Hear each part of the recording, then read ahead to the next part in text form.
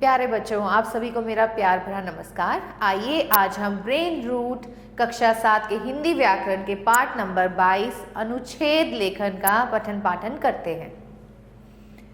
अनुच्छेद शब्द अंग्रेजी भाषा के पैराग्राफ शब्द का हिंदी प्राय है। अनुच्छेद निबंध का संक्षिप्त रूप होता है। तो बच्चों, आपने देखा होगा जब आप अपना प्रश्न पत्र करते हैं तो उसमें आपको अनुच्छेद लेखन आता है। तो अनुच्छेद क्या होता है? अनुच्छेद जो होता है ये निबंध का संक्षिप्त रूप होता है। इसमें आप निबंध की तरह हर चीज़ के बारे में नहीं लिखते हैं, सिर्फ संक्षिप्त में हर चीज़ का वर्णन करते हैं। इसमें किसी विषय के किसी एक पक्ष पर 80 से 100 शब्दों में अपने विचार व्यक्त किए जाते हैं। अनुच्छेद लिखते समय निम्नलिखित बातों को ध्यान में रखना चाहिए। क्या क्या? अनुच्छेद लिखने से पहले रूपरेखा, संकेत बिंदु आदि बनाने चाहिए। ये अगर आप बना लेंगे तो आपके लिए ये बहुत सरल कार्य हो जाएगा अनुच्छेद लेखन। अनुच्छेद में विषय के किसी एक ही पक्ष का वर्णन किया जाता है। भाषा हमें सरल रखनी चाहिए, स्पष्ट होनी चाहिए, और दूसरा हमारी भाषा जो है वो बहुत प्रभावशाली होनी चाहिए। एक ही बात को बार बार दोहराना नहीं चाहिए, क्योंकि इसे हम संक्षिप्त में लिख रहे हैं, इसलिए अपनी बात को हमें बार बार नहीं दोहराना चाहिए।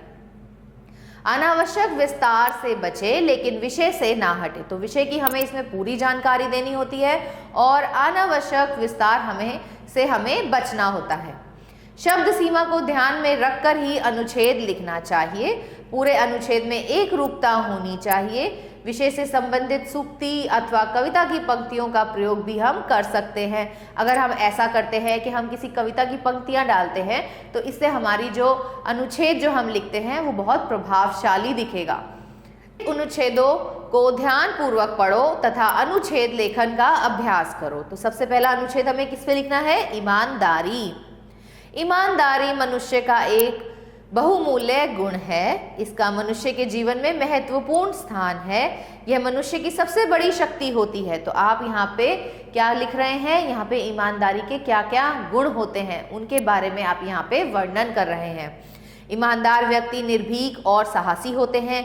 वे हमेशा वही करते हैं जिसे वे उचित समझते हैं। यदि वे किसी बात की प्रतिज्ञा करते हैं तो उसका पालन भी करते हैं, भले ही उससे उनको हानि ही पहुंचे। इसलिए सभी लोग ईमानदार व्यक्ति की प्रशंसा करते हैं।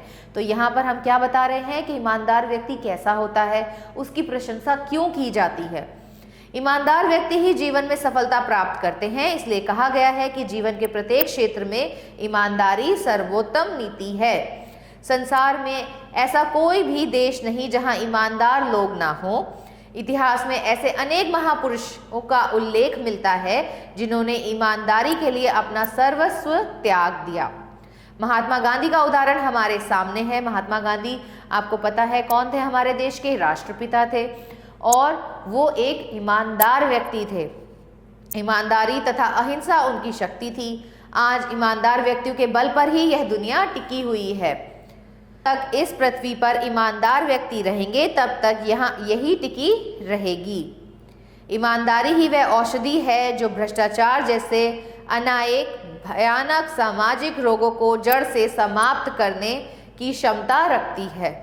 ईमानदारी को अपनाकर व्यक्ति स्वयं अपना, अपने समाज और राष्ट्र का सच्चे अर्थों में भला कर सकता है। तो यहाँ पर हमने बच्चों क्या किया? हमने ईमानदारी के बारे में विस्तार पूर्वक बताया, लेकिन कैसे बताया?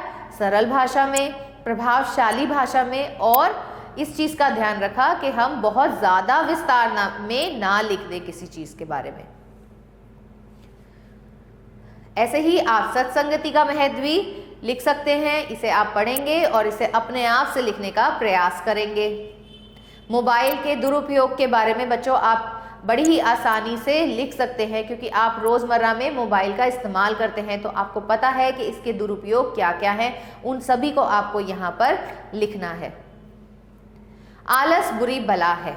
किसी ने सच कहा है, आलस्य मनुष्य का परम शत्रु है। तो यहाँ पर बच्चों आप देख सकते हो कि हमने यहाँ पर क्या प्रयोग किया है? आलस्य मनुष्य का परम शत्रु है। किसी के द्वारा बताई गई बात हमने यहाँ लिखी है।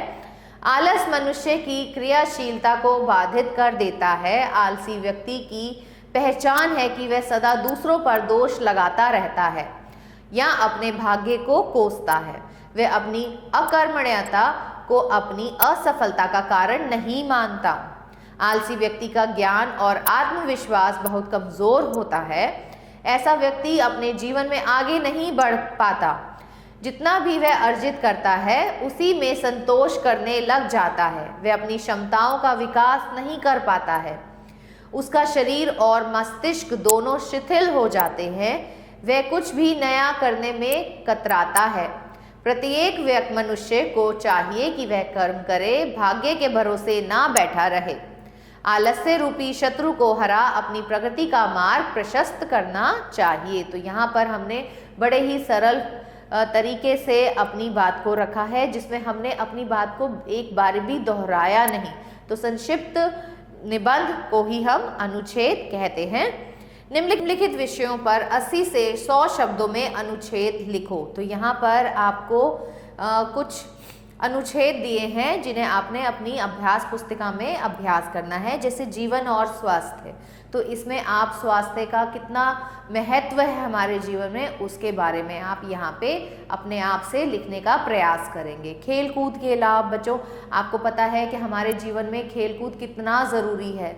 जो बच्चे खेलते नहीं हैं, सिर्फ बैठे रहते हैं, मोबाइल देखते हैं, उनके जो सेहत होती है वह खराब हो जाती है। तो इसी चीज़ को आपको आगे बढ़ा के खेल कूद के लाभ के बारे में यहाँ पे लिखना है। तो इन अनुच्छेदों को आप अपने आप से अपनी अभ्यास पुस्तिका में अभ्यास करेंगे। इसके साथ ये पाठ यहीं समाप्त होता है। आशा करती हूँ आपको ये पाठ अच्छे से समझ आया होगा। मिलते हैं अगले पाठ में, तब तक के लिए आभार।